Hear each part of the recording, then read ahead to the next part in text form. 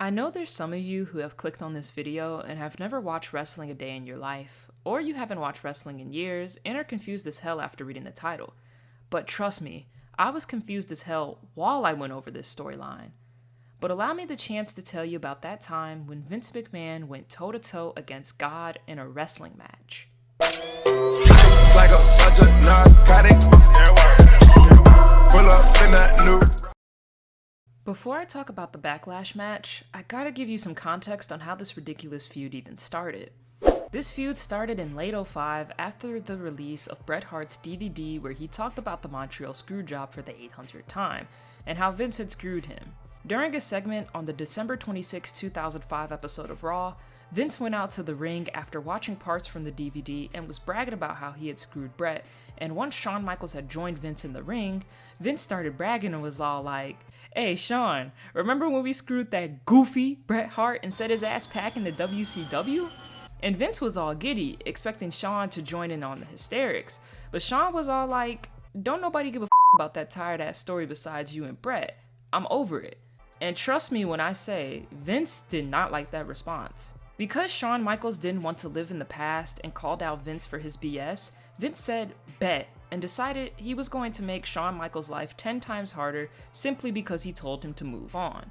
After a couple of months of trying to screw Shawn over with dodgy booking and Shane eliminating Shawn in the 2006 Royal Rumble, the road to WrestleMania was over, and it came down to WrestleMania 22, where it was Vince McMahon versus Shawn Michaels in a no-holds-barred match where Vince took the L. By the way, go watch this match, it was a damn good one. You would think not much would happen after that, right? No. This is where the wackiness of this feud amps up by like 1,000. Vince just couldn't comprehend that Shawn Michaels had handed him the L at WrestleMania and had deluded himself into thinking that the only reason Shawn Michaels had beaten him was that he had God on his side, which meant that the no-holds-barred match at WrestleMania 22 was essentially a handicap match and booked the Backlash 2006 match. Just wait, because he becomes even more delusional. The next Raw episode, we find Vince in a place we thought we would have never seen him in. Church. Vince wanted to bring the smoke to Shawn Michaels' tag team partner and was told that church was the place he would find him. Honestly, I don't think my commentary would be able to do these clips justice, so I'm just gonna let them play out. It's cash only. Cash only. What kind of outfit are they running here? Hey, Shanos, I've got an idea. Watch this. Who am I?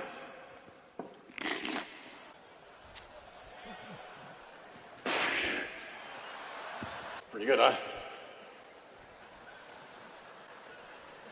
Anyways, it gets even more ridiculous because now Vince decided he wants to create his own religion dubbed McMahonism, and let me just list all the commandments of McMahonism.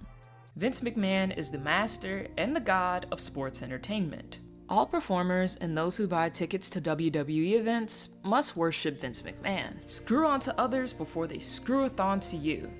Do not covet thy neighbor's wife, unless she's really hot? What? Will Mr. McMahon go to hell? The crowd just sums up my overall opinion. But if you think about it, if McMahonism was around for a lot longer, these photos would have been real. Anyways, I think you guys get the point by now. Let's get to that Backlash match. Live from the Rupp Arena in Lexington, Kentucky, Backlash premiered in front of a live audience of around 14,000 and had a buy rate of 273,000. That means almost 300,000 people had the pleasure to watch God's first and final WWE match live. Before the tag team match started, we find Vince and Shane McMahon together in their locker room, and let me just play these hilarious pre-match clips. Okay, here. Hold this. What that was? I'm walking on water. But watch this, now watch. Whoosh. It was easy. Holy mackerel! Dad? We kick off the entrances with Shane coming out in his classic streetwear outfit while wearing the True Blue 3s. Goated. Then we have Vince coming out and making his entrance before getting in the ring and requesting a mic. This psychopath then proceeds to introduce Shawn's tag team partner, aka God, and I shit you not, he even got his own entrance.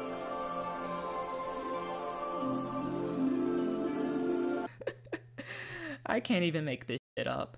While God himself is making his way down to the ring, Vince interrupts him because tonight, God is in Vince's house, not his own. His words, not mine. So he has to do his entrance WWE style and get jiggy with it. McMahon wants God to get jiggy with it. Keep in mind, we haven't even gotten to talk about the actual match, and the ridiculousness level is just, I don't even know at this point. Once God is in the ring, Vince tells the ref to check God because, quote unquote, you don't know what he has up his sleeve. After slapping the shit out of the ref for not moving fast enough, Vince decides, you know what, screw it, I got some pretty large grapefruits, let me change the match to no holds barred. You would think that the shenanigans would stop once Shawn Michaels came out and finally made his entrance, but this is Vince we're talking about. Because as soon as they got face to face, Vince tells Shawn Michaels that once he's through with him and God, he's sending them straight to hell. Finally, the bell rings once Shawn slaps Vince over that previous shot at him and his tag team partner. Now, about the match. This isn't the worst no holds barred match, but it definitely isn't anywhere near the greatest. Being honest, the match was just okay at best. I mean, it had its fair share of exciting and hilarious moments, but there were a lot of dull moments too. And when you think about the crazy match that Vince and Shawn had a month back at WrestleMania 22, it dulls in comparison. But anyways, let me talk about the important parts of the match. The McMahons and Shawn Michaels quickly make their way out of the ring and start brawling their way towards the entrance. They brawl a little more, Shawn jumps onto Vince and they crash through a wooden platform. Shawn Michaels crawls up the ladder on the side of the entrance stage and Shane McMahon got his get back. I mean, if somebody does that to your old man, are you just gonna let that slide? Well, I guess it depends on whether you like him or not. And Shawn Michaels is busted open. The three of them proceed to make their way back into the ring with a pretty much dead Shawn Michaels, and Vince gets back onto the mic. Oh, brother.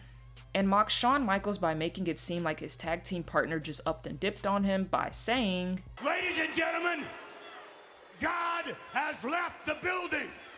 Oh, man. This is uncomfortable. Vince takes it a step further by setting up the Sweet Chin music, but oh, Shawn Michaels catches his foot and by the power of God starts beating the McMahon's asses before hitting the Sweet Chin music on father and son and proceeds to cover Vince for the 1, 2, 3 and winning the match. Is what should have happened. But nah, Shawn Michaels decided to get cocky because he wanted to hit the elbow drop on Vince and Shane similar to how he did in his match with Vince at WrestleMania 22. He sets Vince and Shane up on the tables before going out to the ring and getting the biggest ladder he could possibly find. He climbs up to the top and jumps off, not onto Vince and Shane, but onto the Spirit Squad, who were trying to interfere in the match. That, unfortunately, sealed Shawn's fate because the Spirit Squad would go into the ring, remove the McMahon's carcasses off the table, throw Shawn Michaels up in the air, he crashes back down into the table, and Vince would crawl over on top of Shawn Michaels' body and cover him for the 3 count. Unbelievable. Just unbelievable. Vince actually pinned Shawn Michaels and is one of 2 people that can say they have a win over God. You know, even though I know for a fact that this storyline happened back in early 2006, there's still a large part of me that think it's part of some weird fever dream that I had and that it's not real. This storyline is one of the most downright ridiculous storylines WWE ever put on TV, and that's saying something, because trust me, they got quite a lot of storylines that have happened over the years that can fall into that category. Us wrestling fans think we know just how truly batshit crazy Vince McMahon is, but there's stuff that happens outside and inside of kayfabe like this that just lets us know that there's truly no limits to just how bizarre Vince McMahon the character and the human really is. I guess you could say, Vince 1, God 0. Although it looked like God decided to take revenge on Vince recently with all that stuff that happened where he stepped down as the chairman, but now he's back in WWE in a way? So maybe Vince won and God half? I don't know. That was a story about the time when Vincent Kennedy McMahon took on God in a wrestling match and won. No matter how many times I say it or look back on it, it's still hard to believe that it happened because let's be real for a sec. What normal human being creates a storyline where they're not only fighting God himself, but they book themselves to win? Vince McMahon and his offspring Shane are the only people I know of that can say they have a win over God, which is insane. Anyways, I hope whoever is out there that managed to stumble across my first YouTube video enjoyed it, and if you want more content that covers different aspects of the Attitude and the Ruthless Aggression era, to hit the like button and subscribe for more. That was Storytime with GG, and that's a wrap.